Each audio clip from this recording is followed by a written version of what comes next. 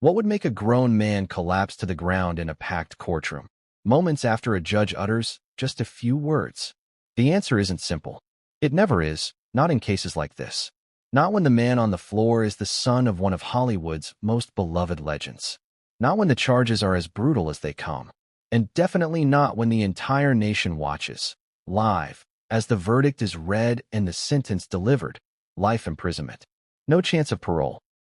Before we continue, please hit the like button, subscribe to the channel, and turn on the notification bell for updates. Nick Reiner didn't scream. He didn't shout. He didn't beg. He fell. Hard. Face pale. Body limp. The echo of his collapse wasn't just physical, it was symbolic. A legacy shattered. A name once spoken with reverence, now whispered with fear. A family dynasty, now reduced to mugshots and body bags. But how did we get here? What led to the image now burned into the collective consciousness? A man in designer cuffs, a courtroom gasping in unison, and a judge unmoved. Let's rewind. Because before Nick Reiner hit the courtroom floor, before the detectives knocked on the guest house door, and before two lifeless bodies were wheeled out of a multi-million-dollar Brentwood mansion, there were secrets, deep ones, and deadly ones. This is the story of a family ripped apart from the inside. Of betrayal, privilege, fame, and the terrifying lengths people go to when their world starts to crumble. And it all started with a single, chilling call to 911. You need to get here. Now. The voice belonged to Romy Reiner, Nick's younger sister. 27 years old, a rising creative, and that Sunday night, the only surviving child of Rob and Michelle Reiner. When police arrived at the Brentwood estate, a fortress of stone, glass, and luxury, they didn't know what to expect. A break-in? A home invasion gone wrong? Certainly not this. Rob Reiner, age 78, acclaimed director, beloved actor, cultural icon. Michelle Reiner, 70, wife, philanthropist, known for her sharp wit and her elegant presence on the red carpet. Both now gone, stabbed multiple times in their bedroom. Signs of a struggle, blood on the floor, glass shattered, the scent of perfume still clinging to the air, like the room hadn't yet realized the chaos it had witnessed. But the most unsettling part? There were no signs of forced entry. Nothing was stolen. The alarm system hadn't been tripped. Whoever did this had a key and knew the house. "Where's your brother?" one officer asked Romy. She didn't flinch, didn't hesitate.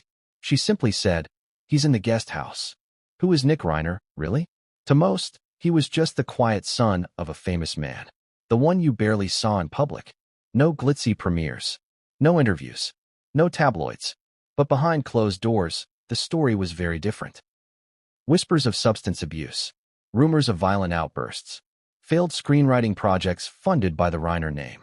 A string of mental health interventions. Rehab. Relapse. More rehab. Still, his parents stood by him. Bought him the guest house on the estate, fully renovated, with its own private entrance, gym, and recording room. To some, it was generosity. To others, it was containment.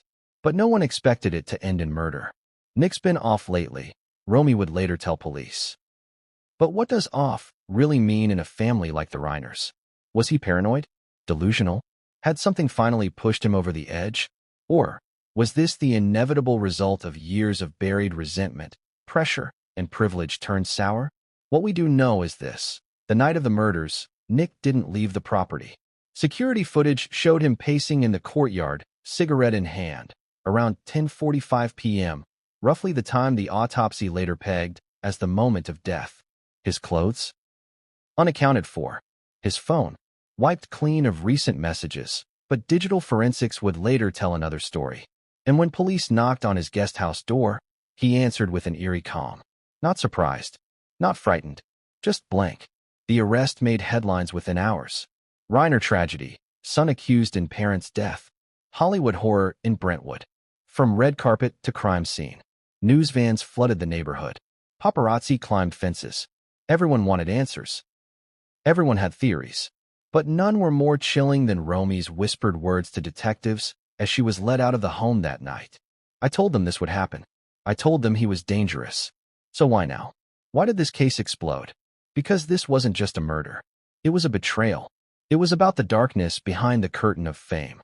It was about a family that had everything, and still lost everything. But above all, it was a warning that no amount of money, prestige, or legacy can protect you from what festers within your own walls. And then there was the courtroom, the trial.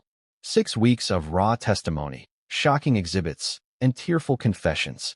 Nick's lawyers argued mental instability, childhood trauma, a lifetime in the shadow of an untouchable father. The prosecution painted a different picture, cold, calculated, and resentful. A son who believed he was owed more and would do anything to get it. And in the end, it came down to one moment. Mr. Reiner, you are hereby sentenced to life imprisonment without the possibility of parole. A silence, a gasp, and then his legs gave out. But this story is far from over. Because what the court didn't see was what investigators found beneath Nick's guesthouse floorboards, and what Romy confided to the FBI in a sealed affidavit, and the final, unfinished screenplay Nick wrote. A script his lawyer tried to have sealed, but which leaked online weeks later. A script titled The Golden Cage. So, what really happened inside that house? What did Nick Reiner write about that mirrored the actual crime? And was this really about murder? Or was it revenge? A statement? A sick, twisted script brought to life? Whatever it was, it left a courtroom breathless, and a family name forever tainted. Because what came next would change everything, and no one saw it coming. It was supposed to be just another quiet Sunday night in Brentwood. Then, the screaming started. You ever wonder what it sounds like when silence dies? Not the kind of silence you get after a long day, or the kind that fills a mansion at midnight. No, this was the kind of silence that knows something is wrong. The kind that waits, and then breaks.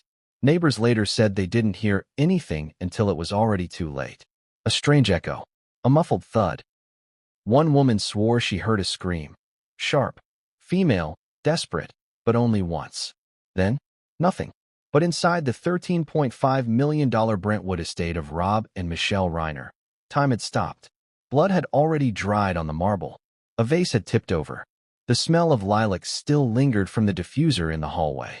And at the center of the master bedroom, Hollywood royalty lay lifeless. Rob Reiner slumped forward over the edge of the bed, multiple stab wounds along his torso and neck. Michelle, face up on the floor, defensive wounds on both arms. Her mouth slightly open, eyes staring at nothing. Their bedroom, once a place of comfort, had become a scene from a nightmare. But outside, the lights were still on in the guest house. 10:12 p.m. Romy Reiner had just pulled into the estate's driveway after a late dinner with friends. She would later tell detectives something didn't feel right the second her car passed the gate. The porch light was off. The front door was ajar. And the silence, that wasn't normal silence. That was vacuum silence. She hesitated, texted her mom. No response. She tried the code at the front door, entered, called out. Still nothing.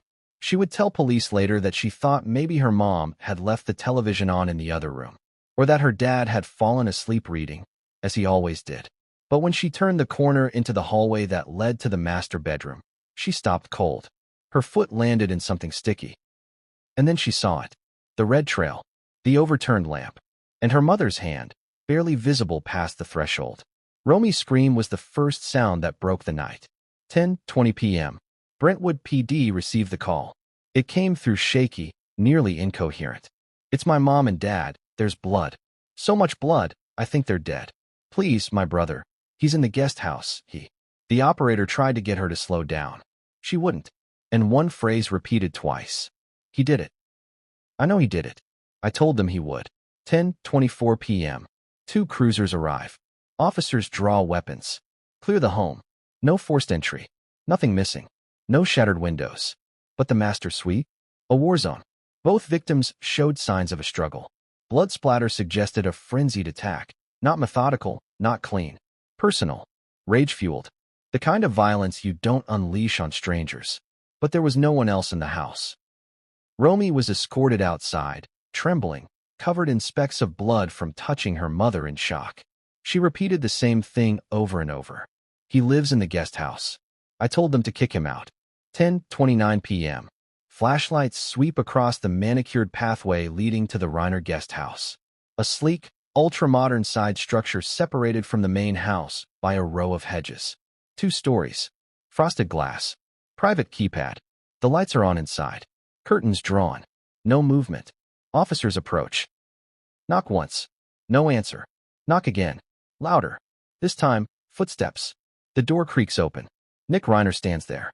Shirtless. Barefoot. Hair damp, like he had just taken a shower. Eyes bloodshot. Not from crying. From something else. What's going on? He asked, voice groggy. One of the officers would later testify he had a strange expression. Not fear. Not shock. Almost rehearsed. They asked him to step outside. He didn't resist. Didn't ask questions. Didn't demand a lawyer. He just looked past them, toward the main house, and muttered. They finally did it, huh? 10:37 p.m. Nick Reiner is handcuffed. He doesn't fight it. One officer checks his arms. Small scratches. A bruise forming on his right forearm. When asked how he got them, he shrugs. I don't remember. Blood test later shows elevated cortisol. Adrenaline still pumping. But no signs of intoxication. And then, there's the clothes. Or rather, the absence of them. Laundry bin. Empty. Closet? Organized, except for one missing outfit. Security cameras had caught Nick earlier in the evening, wearing a gray hoodie and black joggers, pacing outside around 10:15 p.m. That outfit. Never found. Later, a dog unit would uncover something buried behind the guest house AC unit. Burnt scraps of fabric. The zipper of a hoodie. Singed threads. Traces of blood. Both Rob's and Michelle's. It wasn't enough to convict, but it was enough to arrest. So what really happened between 9:45 and 10:20 p.m.? That's the 20-minute window investigators honed in on. Neighbors said they heard a loud thump around 10 p.m. A groan. A shout. Then silence. No one heard a car. No one saw anyone else enter the property.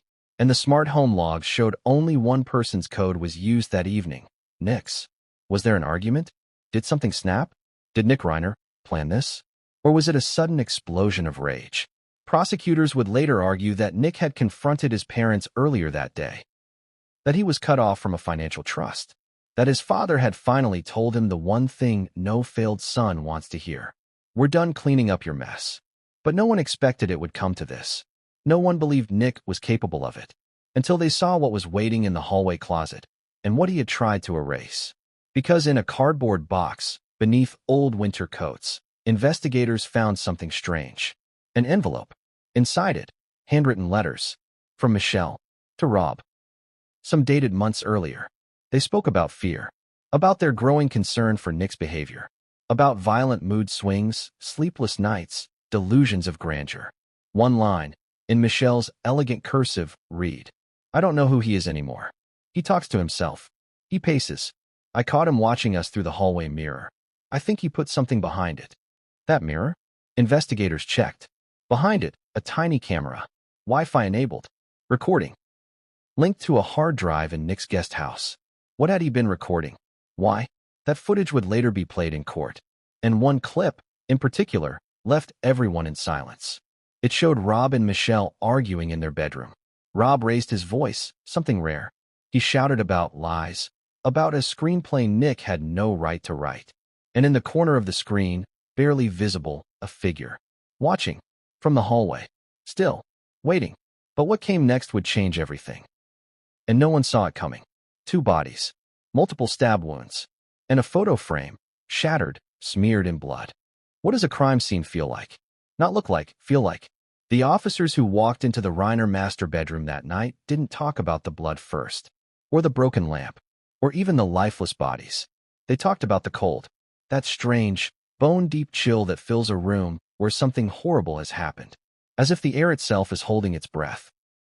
As if the walls are whispering, you're too late. That's what Detective Amy Langley said during her testimony. It was freezing. Not temperature-wise, just something else. Like the warmth had been sucked out of the room. And at the center of that void, Rob and Michelle Reiner. Hollywood giants. Parental figures. Dead. Let's talk about the scene itself. The master bedroom was a carefully curated blend of luxury and nostalgia. On the walls, framed film posters from Rob's most iconic works. A Few Good Men, When Harry Met Sally, The Princess Bride. On the dresser, a picture of the entire Reiner family at a gala, dated 2 years prior. Everything spoke of comfort, success, and sentimental value. But none of that could stop what happened next. Rob was found on the bed, face down, half hanging off the mattress. His pajama shirt torn. Multiple stab wounds, 7 in total. One sliced directly through his right lung. 2 hit major arteries. He bled out quickly, according to the coroner. But not instantly. There were signs he had tried to turn over. Tried to get up. A trail of smeared blood showed a handprint sliding across the sheets. Rob Reiner fought back.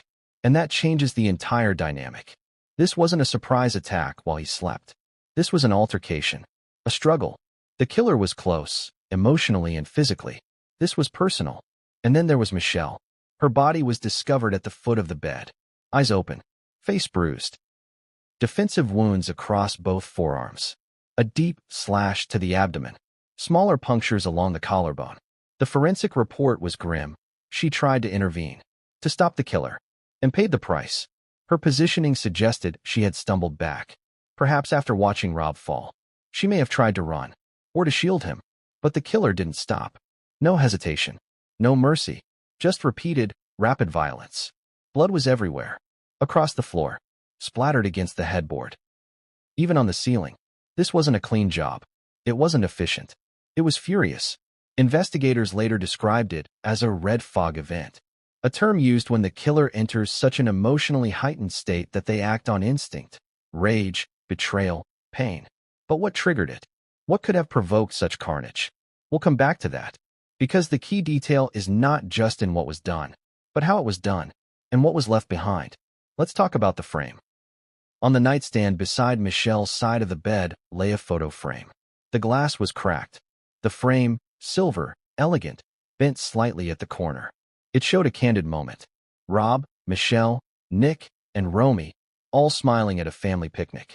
Romy's arm was around Nick. Nick's smile forced, a little tight, as if he wasn't sure how to belong. But the odd part? That photo was found on the floor, smeared in blood.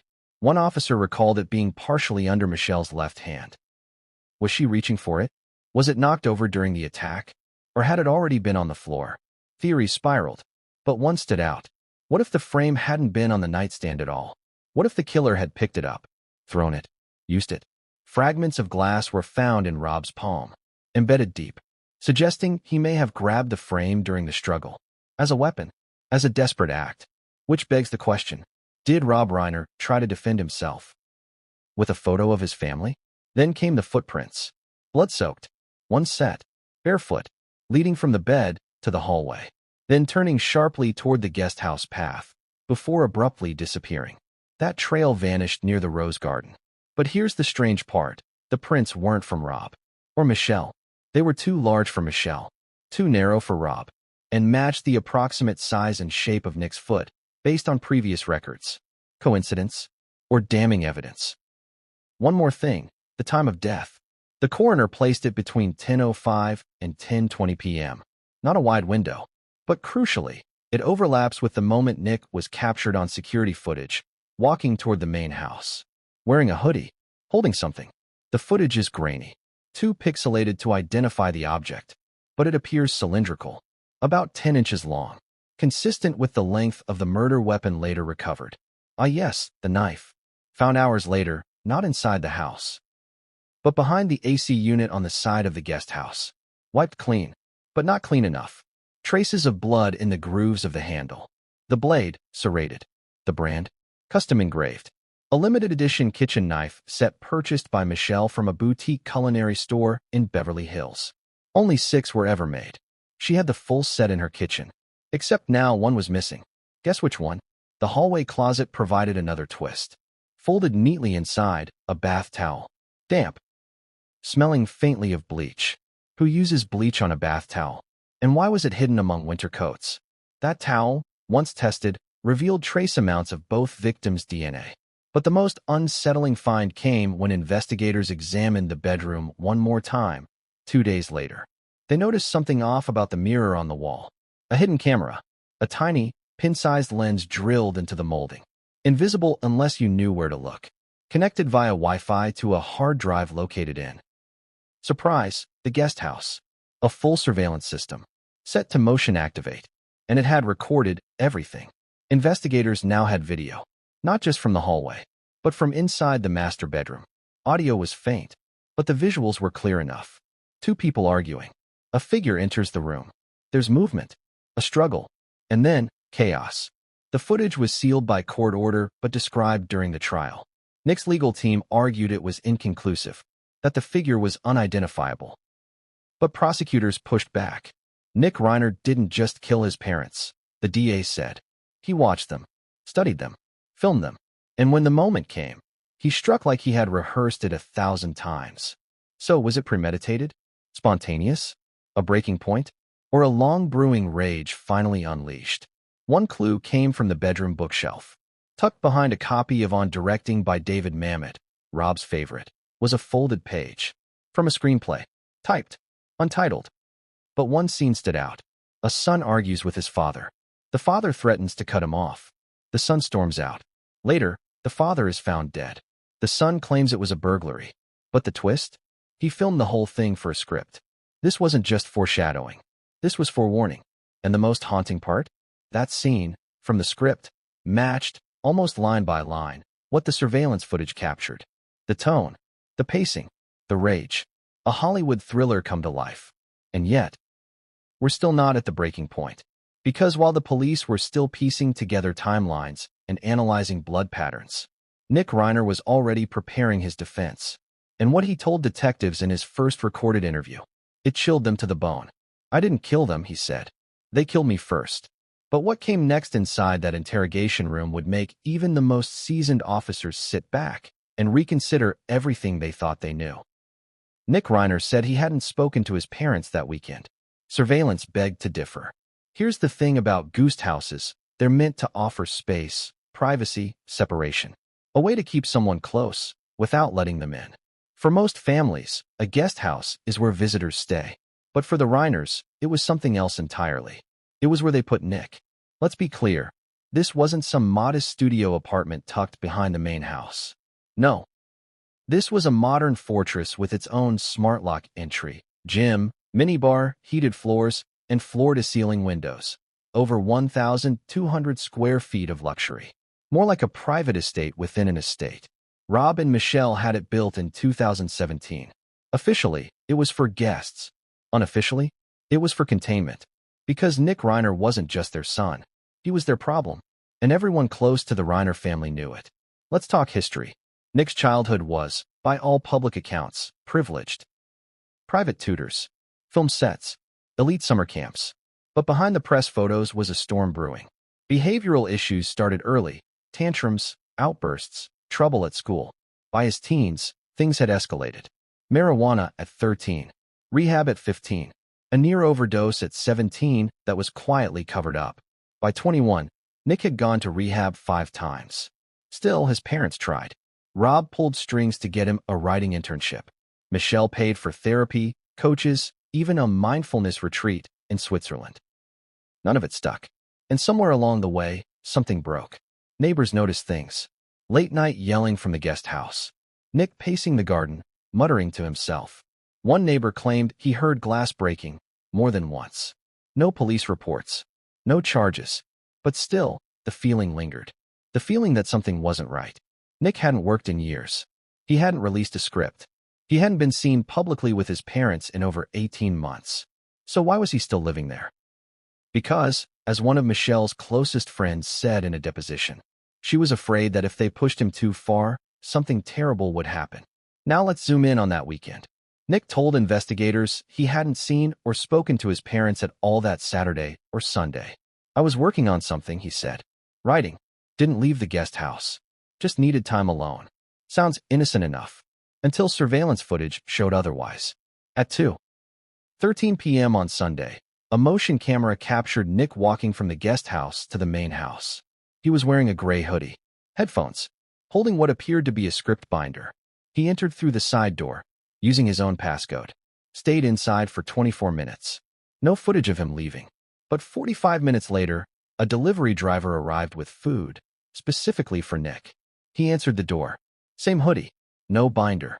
Where was the script? What happened inside those 24 minutes? Nick claimed he had gone in just to grab snacks from the kitchen. But friends say Nick never ate his parents' food. He was neurotic about expiration dates. Had his own meal plan. Always ordered delivery. So what was he really doing in there? Investigators searched his guest house. Inside, they found a partially burned screenplay in the fireplace, missing pages, a corkboard filled with notes, sketches, even photos of his parents with scribbles like, "They're blocking me," and "ACT-3 failure." A trash bag filled with cigarette butts, all smoked down to the filter. And perhaps most damning, a hidden drawer under his bed containing what detectives called surveillance logs. Each page handwritten. Timestamps. Behavior patterns. Conversations he'd overheard. Alleged quotes. They were talking about changing the will again. "Mom says I need to leave by June. They're plotting something. Must stop them first." Some entries were scrawled so aggressively the ink bled through the page. Others were shockingly calm, analytical, like a director storyboarding a scene. One note simply read, "They've been characters for years. Maybe it's time I finish the story." Nick's laptop told a deeper story. Recovered from the guest house desk, it was password protected, but cracked within hours. Inside, drafts of several scripts. Most incomplete. One stood out. Title, The Prodigal. Genre, psychological thriller. Plot summary. A disillusioned son returns home to a powerful family who betrayed him. When they try to remove him from their empire, he seeks revenge. Quietly, brilliantly, permanently. Sound familiar? The most disturbing part? One of the final pages contained this line. "They made me. They shaped me. They shouldn't be surprised when I become the blade." That wasn't just writing. That was a confession. But here's where things twist. Because despite all of this, the surveillance, the screenplay, the bloodstained towel, Nick maintained his innocence. He claimed he was being framed, that someone else had entered the estate that night. "My parents had enemies," he said during interrogation. "You think I'm the only person who wanted them gone?" Investigators pressed him. Who else would want to kill them? He leaned forward and said, "Maybe the same person who made sure you'd only find my DNA." Was this delusion? Or deflection? Or was there something more? One of the detectives present noted that Nick's tone changed throughout the interview. Sometimes lucid, logical, other times erratic. He smiled at inappropriate moments, laughed when asked about the blood on the towel. Then, out of nowhere, he turned deadly serious. "I love them, but they were done with me. I saw it in their eyes that week. The last time I saw my mom, she looked through me, like I was already dead." There's a word for this in psychology. Psychotic insight. It's when someone begins to believe in a version of reality so intensely, so cinematically, that it replaces the truth. Was Nick Reiner living in his own script? Had he blurred the line between screenplay and real play? And more terrifyingly, did he believe he was the hero? Friends say Nick always felt invisible. The son of a Hollywood legend. The shadow in the background. His father made stars. But Nick? He was never cast in anything but pity. So maybe, on that night, he wrote himself a leading role. In blood. But the most haunting discovery wasn't in his guest house. It was in the guest book. Yes, the Reiners kept a guest book. A tradition from Michelle's mother. It sat on the hallway table, filled with messages from visitors over the years. Birthdays, anniversaries, family reunions. On the last page, the final entry, in Nick's handwriting. "Thanks for the memories. I'll finish the story from here." But the next day, when detectives returned to the property to search one final place, Nick's old childhood room inside the main house, they found something that stopped them cold. A secret compartment, a locked box, and inside, a collection of photographs that should never have existed. He didn't run. He didn't cry. But one look at the evidence, and Nick asked for a lawyer. What does guilt look like? Is it red-eyed sobbing? Is it screaming, "I didn't do it," from behind steel bars? Or is it the exact opposite? Stillness, blank stares, calm, so eerie, it doesn't make sense. Because that's what Nick Reiner was the night of his arrest. Still, when officers entered his guest house, blood soaked into the fibers of his parents' master bedroom carpet less than 50 feet away, Nick was on the couch. No TV on, no music playing, just him, alone, scrolling his phone. No shoes. A lit candle on the counter, eucalyptus and pine. Like he was relaxing. 10:36 p.m. Two officers entered the guest house. Guns drawn. Flashlights bouncing off the glass countertops. "Nick Reiner? Stand up slowly. Hands where we can see them." He obeyed. Didn't flinch. Didn't speak. They asked where his parents were. He stared at them blankly for a moment. Then, "I don't know. Probably asleep." He said it without irony, without a hint of panic. But as they cuffed him and walked him outside, a slight smirk flickered across his face. That moment was caught on a body cam. It became Exhibit B at the trial. Let's rewind 15 minutes. While the officers were entering the main house and Romy was pacing the driveway in hysterics, the dispatcher asked one more time. You said your brother is in the guest house. Do you believe he's responsible? Romy answered without pause. Yes. And then she added, he told me last week, this family's got a countdown. Tick, tick, tick. 10:49 p.m. Nick was placed in the back of a squad car. The dash cam recorded everything. He didn't ask where they were going. He didn't ask about his parents. He didn't ask if he was under arrest.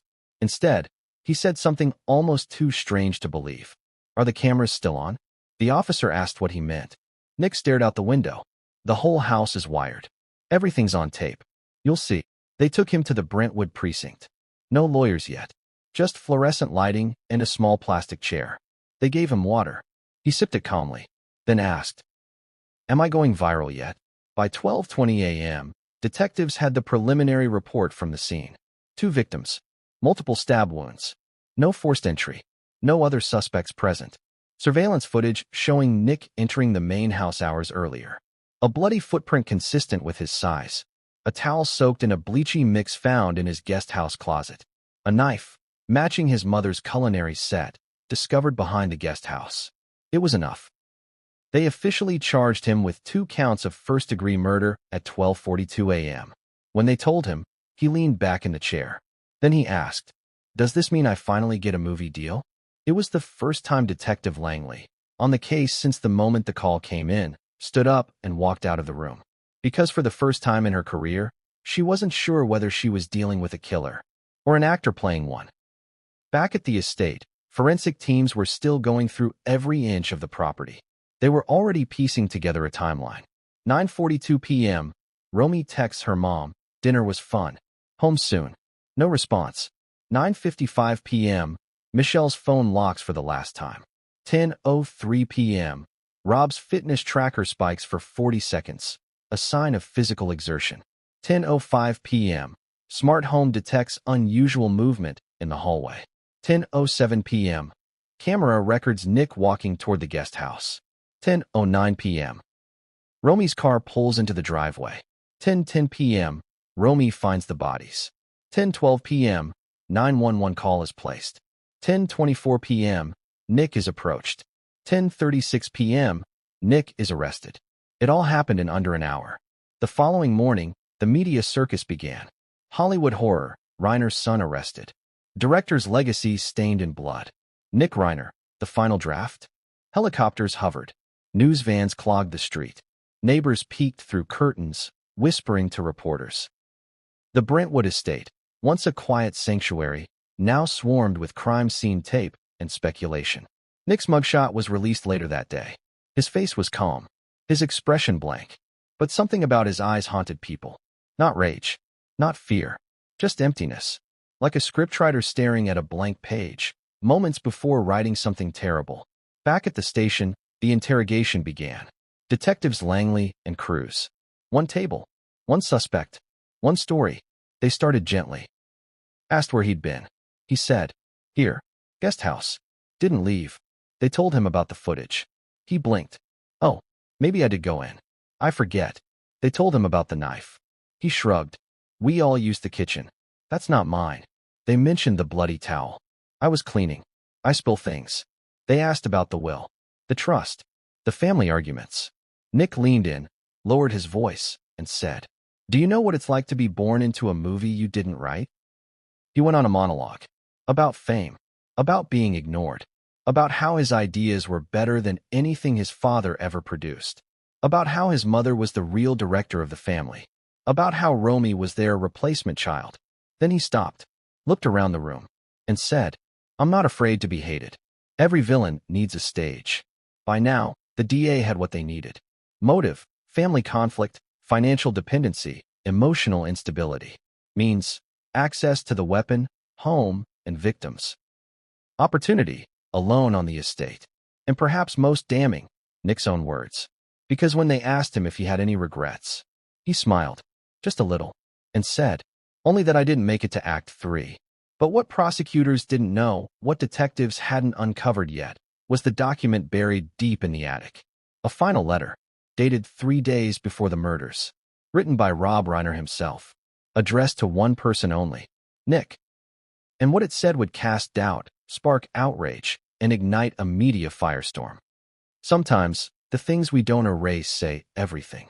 In the digital age, silence isn't just absence, it's design. And for a man like Nick Reiner, silence was his default. He rarely posted on social media. He didn't have a public Instagram. His Twitter bio had been blank for over a year. His last Facebook update was from 2019. But while his public voice had grown quiet, his private voice never stopped whispering. And it whispered in texts. Thousands of them. Fragmented. Aggressive. Unfiltered. Stored in the cloud like digital echoes of a man unraveling. After Nick's arrest, the LAPD's cybercrimes unit obtained a warrant to access his iPhone and cloud backups. At first glance, it looked clean. Too clean. Only 3 active conversations on the device. No saved notes. No recent photos. Even the Safari history had been wiped. But forensics is a stubborn science. And iCloud is a terrible place to hide your secrets. Within 72 hours, investigators had retrieved nearly 14,000 messages spanning 3 years. Most were mundane, food deliveries, appointment reminders, spam. But sprinkled throughout were messages that painted a very different picture of Nick Reiner. Not the quiet screenwriter, not the misunderstood artist, but a man simmering with resentment, rejection, and rage. Let's start with the ones between Nick and Romy. Their relationship had always been strained. But the text showed a slow descent into something darker. July 3rd, 2023, 11:17 p.m. Nick, they're cutting me off. Thought you should know. July 4th, 2023, 2:04 a.m. Nick, you win, I guess. They love their little savior more than their screw-up son. Romy never responded to that thread. He kept texting. August 18th, 8:55 p.m. Nick, you're just like them. Pretending to care while smiling in interviews. You think you're the hero? You're just the sequel no one asked for. Then silence. Weeks went by, and then this. September 11th, 1:13 a.m. Nick, tick, tick, tick. When detectives asked Romy if she remembered receiving that message, she nodded slowly. Said she had blocked him the next morning. She'd shown it to her mother. Michelle had told her not to worry. He's just being dramatic. He's a writer. That single line, he's a writer, would come back to haunt them all.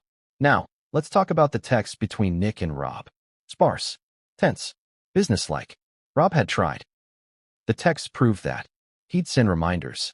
Checks in. Rob, May 10th, 2:33 p.m. You doing okay, Nick? Want to come to dinner tonight? No reply. Rob, May 14th, 7:50 p.m. Finished reading your script. There's something there, but the violence is a little intense. Nick's reply came 48 hours later.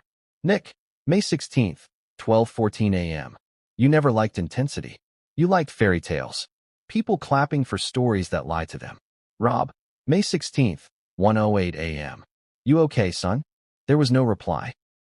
Until 2 weeks later. Nick, May 29th, 3:33 a.m. What if the fairy tale ends with the prince killing the king? The prosecution would later cite that message as Exhibit E, the clearest psychological tell. But there was worse. Because hidden in an archived message folder, buried beneath layers of deletion logs, investigators found a thread between Nick and an unknown contact saved as S. Weaver. This name didn't appear in any of his recent calls or texts. But the conversation. It was loaded. S. Weaver, April 2nd, 9:22 p.m. You sure they won't fight back? Nick, April 2nd, 9:25 p.m. They never do. They just act. I'm tired of acting. S. Weaver, April 3rd, 12:01 a.m. This is real, not a story. Nick, April 3rd, 12:05 a.m. It's all a story. I'm just done being the footnote. Detectives try to trace S. Weaver. No ID. No payment records. A burner phone. Registered under a fake name. Gone silent after May. Whoever they were part of the fuel. But the most chilling message came 1 week before the murders. Nick, October 22nd, 2:19 a.m. I think this house is a mausoleum. A museum of failure. And they're the curators. October 22nd, 2:20 a.m. Time to clean out the exhibits. The phone's note app held other traces. Fragments of thoughts. Out-of-order sentences. Written like script lines, but too raw for fiction. What if redemption isn't real? What if the only peace is silence? What if this is the final scene? A knife is cleaner than a script edit. End. Fade to black. Were these writings? Or were they rehearsals? No one could say for sure. But the pattern was undeniable. Prosecutors argued Nick had been building a narrative in his head for years. That every fight, every insult, every perceived slight became a plot point. And when the story stopped going his way, he rewrote it. In blood. But Nick's attorneys claimed the texts proved something else. Mental instability. Dissociation from reality. Delusions of grandeur. And above all, no clear admission of guilt. But then came the voicemail. 1 minute, 12 seconds. Left on Romy's phone the night of the murders. Timestamp, 10:01 p.m. Nick's voice, low, almost whispering. Hey, it's done. They're not talking anymore. I guess that means the spotlight's finally mine. Don't worry, you'll get your ending too. Maybe I'll write you in. Fade to black. That voicemail was the nail in the coffin. A slow, eerie confession from a man who wanted to be the protagonist of his own twisted film. And when the court played it during week 3 of the trial, the courtroom fell silent. Not a gasp, not a cry, just stillness. Like the ending credits of a horror film you can't forget. But what stunned the prosecution wasn't the voicemail itself. It was what came after it. Because hours later, when Nick's phone was seized, a draft message was found. Unsent. Addressed to no one. Just sitting there. The final line? I hope they make a movie out of this. I'll be watching. But what investigators uncovered next, hidden inside an old email account Nick hadn't accessed in over a year, would connect him not just to motive, but to something far darker. A blueprint for the murders, written like a screenplay. Title, The Golden Cage. This wasn't just a murder. It was a war brewing for years, in silence. Let me ask you something. When families fight over money, is it ever really about the money? Or is it about control, validation, being chosen? Because if there's one thing investigators learned as they peeled back the Reiner family history, it was this. The violence didn't begin with a knife. It began with paperwork, trusts, amendments, signatures, and a will that changed everything. For years, the Reiners had presented a united front to the outside world, smiling at premieres, laughing at galas, praising each other in interviews. But behind closed doors, the family was fracturing, quietly, methodically, and it all centered on Nick. The trust. Rob Reiner had established a family trust decades earlier. It was generous. Staggered payouts. Safety nets layered on top of safety nets. Nick benefited from it more than anyone. Monthly stipends. Housing. Medical care. Rehab bills quietly paid without question. But in late spring, 6 months before the murders, something changed. Rob began talking to his attorney again. Not about projects. About boundaries. Emails later obtained by investigators showed a growing concern. Rob wrote that Nick had become unreachable, volatile, and increasingly fixated on perceived slights. He worried about enabling behavior. He worried about safety. And most of all, he worried about what would happen when the money stopped. Because Rob had decided it had to stop. At least partially. The amendment. In July, Rob and Michelle met with their estate attorney and amended the trust. Nick's monthly stipend would be reduced. Future lump sum payouts would be frozen unless certain conditions were met. Therapy compliance, sobriety verification, and independent housing within a year. Romy's share, however, would remain untouched. Not increased, just unchanged. But to Nick, that detail mattered less than the message. Because in his mind, it confirmed everything he already believed. That he was being erased. Nick found out by accident. Or at least, that's what Romy testified. She said Nick overheard part of a phone call between their mother and the attorney. She said his face changed, went rigid, then empty. Later that night, he texted her, "They're rewriting me out." She didn't reply. From that moment on, Nick's behavior shifted. He began obsessing over documents. He asked about beneficiaries. He demanded copies of the trust. When Rob refused, Nick accused him of betrayal, of manipulation, of stealing his future. Here's the contradiction. Nick didn't need the money to survive. He had housing, food, support, but he needed something else. Recognition.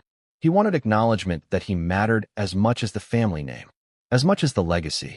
And when that recognition didn't come, resentment filled the space. Friends of the family described tense dinners. Nick would sit silently, staring at his father, then suddenly explode, accusing Rob of favoritism, of sabotaging his career, of never believing in him. Rob would try to calm him. Michelle would intervene. Romy would leave the table. And afterward, nothing would be resolved, just buried deeper. The second document. This is where things take a darker turn. 2 weeks before the murders, Rob drafted a second, more private document. Not a will, a letter, addressed to Nick. It wasn't sent. It wasn't signed. But it was found in the attic after the arrests. Folded, placed inside an old script binder. And its contents shocked everyone. In it, Rob acknowledged Nick's pain, admitted mistakes, admitted that he'd been distant, dismissive, distracted by his career. He wrote that he loved Nick, but that love didn't mean unlimited access. He wrote about fear. Fear that Nick was spiraling. Fear that someone would get hurt. And then, a line that would become infamous in court. If you don't step away now, this story ends badly for all of us. Prosecutors argued that letter proved forethought, that Rob anticipated conflict, that he was preparing for something worse. The defense argued the opposite, that Rob knew Nick was fragile, that this was a plea for help, and that the system failed him. But here's what made the inheritance angle explosive. Because while Nick's trust was being reduced, there was another change being discussed, one that Nick didn't know about. The house, the Brentwood estate, the crown jewel. Rob and Michelle had been considering selling it, downsizing, moving closer to friends, starting fresh. And the guest house? It would go with the sale, which meant Nick would have to leave. For real. No more containment. No more proximity. No more safety net disguised as generosity. When Nick learned this, according to emails recovered from his laptop, he lost it. He wrote that the house was the last proof I belong here. He accused his parents of burying me alive while I'm still breathing. He told a friend, via text, they're trying to evict me from my own origin story. Think about that phrase. Origin story. That's not how most people talk about their parents' house. That's how a writer talks. A storyteller. Someone who sees life as narrative. Roles. Acts. Endings. Investigators began to believe that in Nick's mind, the inheritance fight wasn't financial. It was existential. If the house was sold, if the trust was reduced, if the letter was delivered, then the story he'd been telling himself about being wronged, about being the overlooked genius, would collapse. And Nick couldn't let that happen. The will found under the mattress. Yes, that part. During the search, officers discovered a copy of Rob's previous will hidden beneath the mattress in the master bedroom. Not the amended one. The old one. The one where Nick was listed as equal beneficiary. Why was it there? Why wasn't it destroyed? Why keep it so close? Prosecutors believed Michelle had hidden it, perhaps as a reminder, or a fallback, or a sign that despite everything, she still hoped. The defense argued it showed indecision, that the Reiners were torn, that Nick was receiving mixed signals. But Nick didn't see nuance. He saw betrayal, and in his texts, that belief hardened. They're changing the rules mid-game. They think they can erase me quietly. If I disappear, it won't be silently. So ask yourself this. If you believe your family is cutting you out, if you believe your home is being taken, if you believe your legacy is being rewritten, what do? Most people walk away. Some fight in court. A very few decide to end the story themselves. Prosecutors argued that the inheritance fight was the fuse, that it ignited years of resentment, that the murders were not impulsive, but the result of a long, internal argument Nick had already lost. The defense countered with mental health records, hospitalizations, diagnoses. They said Nick wasn't calculating. He was collapsing. But then came the testimony that shifted everything. Because when Romy took the stand, she didn't talk about money. She talked about fear. She said her parents were scared, that they'd asked her to keep her distance from Nick, that Michelle had told her, just days before the murders. If something happens to us, I want you to know we tried. Tried to help. Tried to protect. Tried to save him. And yet, the final question remained unanswered. Did Nick know about the second letter? The house sale? The full extent of the trust changes? Or did he act based on fragments? Half-truths filtered through paranoia and pain? Because if he didn't know everything, then what pushed him over the edge that night? That answer would come not from documents, but from the witness stand, from the moment Romy broke down under questioning, from the sentence she whispered into the courtroom microphone, a sentence that froze everyone in place. He told me he'd already decided how it ends.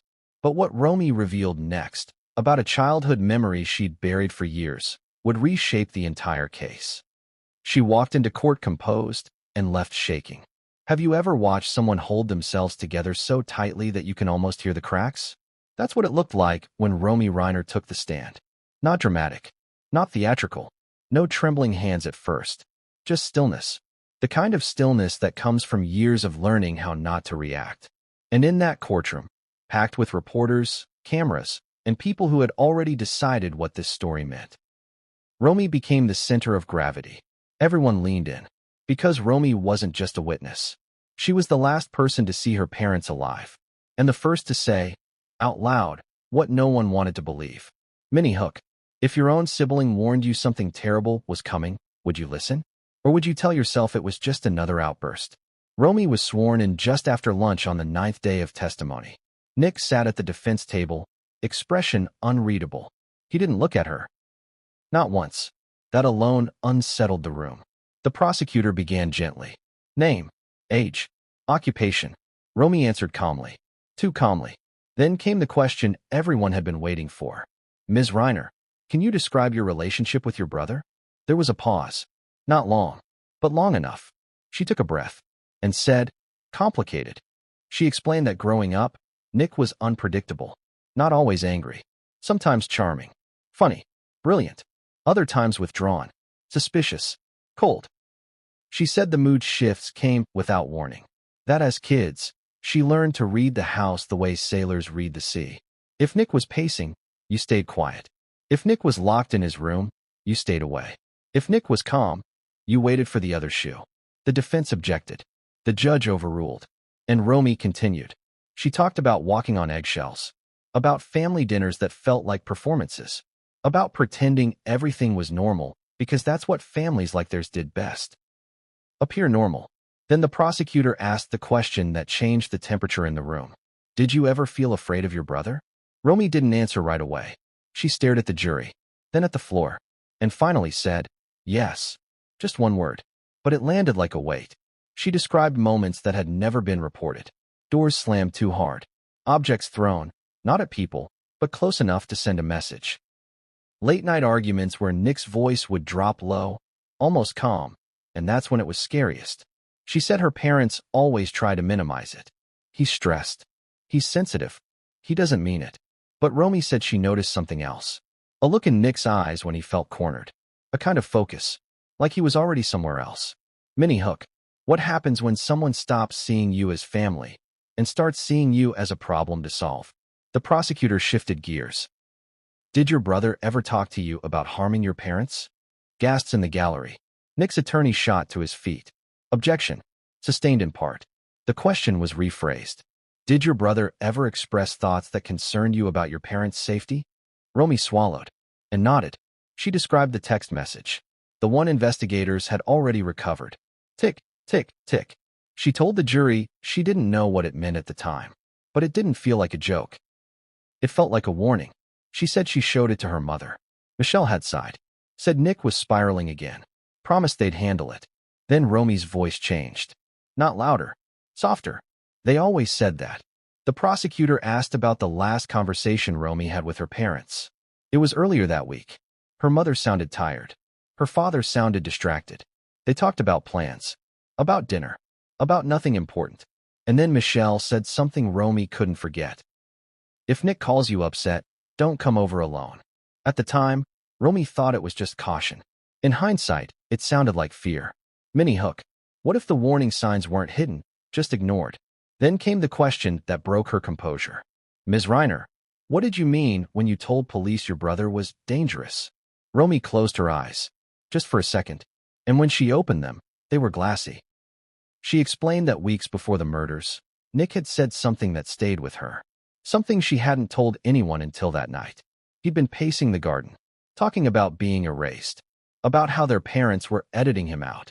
And then he said, almost casually, "Some stories don't end until someone forces them to." Romy said she laughed it off. She said she didn't want to believe it, because believing it would mean accepting something unbearable, that her brother might be capable of something irreversible. At this point, the courtroom was silent. No coughing, no shuffling. Even the judge leaned forward. Then the prosecutor asked the question no one expected. "Ms. Reiner, did your brother ever tell you how he thought this would end?" Romy hesitated. The defense objected again. The judge allowed it. Romy's voice dropped to almost a whisper. He said, "Some endings only make sense after everything is destroyed." That's when she broke. Not dramatically. No screaming. Just tears she couldn't stop. Her shoulders shook. She covered her face. The judge called for a brief recess. But Romy shook her head. She wanted to finish. When court resumed, she revealed something she had never shared publicly. A memory from childhood. A night when Nick had locked himself in the bathroom, threatened to hurt himself. Their parents panicked. Police came. Nick calmed down. Everyone pretended it never happened. But Romy said something stuck with her. After the officers left, Nick looked at her and said, "One day, they'll all be watching." She didn't know what he meant then. Now she wasn't so sure. Minnie Hook. What if this wasn't a snap decision, but a long-awaited moment? The defense cross-examination tried to dismantle her testimony. They suggested exaggeration, misinterpretation, memories shaped by trauma. They asked why she didn't call the police earlier, why she didn't insist her parents remove Nick from the property. Romy answered honestly, because she loved him, because she hoped he'd get better, because she never imagined this. Then came the final question. From the prosecutor. Quiet. Measured. "Ms. Reiner, when you found your parents that night, what was the first thing you thought?" Romy stared straight ahead and said, "He finally did it." Nick didn't react. Not outwardly. But one juror later said she noticed his jaw tighten. Just for a moment.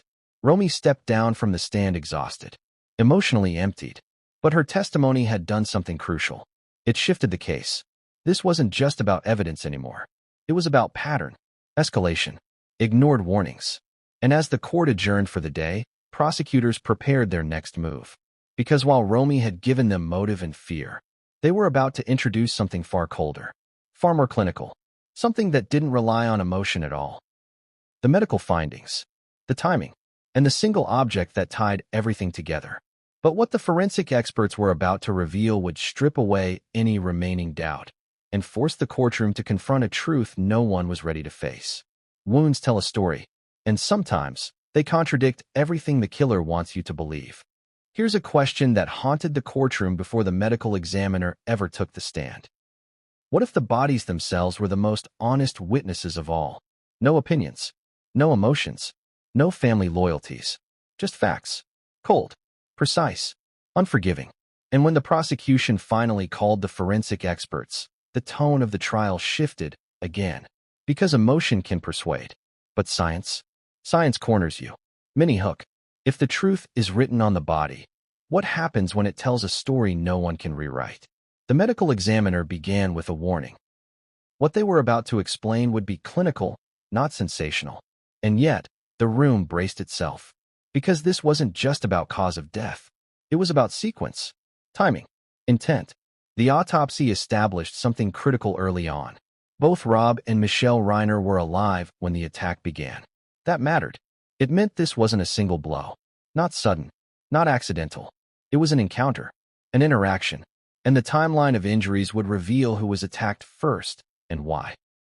Rob Reiner. The examiner explained that Rob's injuries indicated he was upright at the beginning of the confrontation. His body position suggested he turned toward the attacker. That implied recognition. He knew who was in the room. No surprise entry. No masked intruder. He saw the person coming. And that detail alone eliminated half the defense's theories. But there was more. Rob showed signs of trying to create distance. A step back. A hand raised. A movement toward the edge of the bed. That told investigators something important. He wasn't ambushed. He was engaged. Now Michelle. Her injuries told a different story. She wasn't the initial target. She was the interruption. The examiner explained that Michelle's wounds were consistent with someone attempting to intervene, moving toward the conflict, not away from it. She was trying to stop what was happening, trying to protect, trying to de-escalate. And that made what happened next even harder to hear. Mini hook. What kind of person keeps going when someone steps in to stop them? The examiner carefully avoided graphic language, but the meaning was unmistakable. The violence escalated when Michelle intervened, which meant the attack wasn't out of control from the start. It escalated. It intensified. And escalation suggests choice. Then came the weapon analysis. The knife, recovered from behind the guest house HVAC unit. Custom handle. Distinctive weight. One of a matched set purchased by Michelle years earlier. The prosecution emphasized that point again and again. This wasn't a random object. It came from the home. It was familiar, accessible, and it required no pre-planning to obtain, which led to a contradiction that both sides fought over. Premeditation or opportunity. The defense argued the knife proved spontaneity. That Nick grabbed what was nearby during an emotional confrontation. That nothing about the weapon suggested planning. The prosecution countered with something subtler. Handling, grip, angle. The knife was used with confidence, not hesitation, not fumbling. That suggested familiarity, not just with the object, but with the act itself. Then came the trace evidence. Blood transfer patterns showed movement between rooms, from the master bedroom toward the hallway, then back again, which told investigators something chilling. The attack didn't end immediately. There was a pause, a break, a moment where the attacker moved,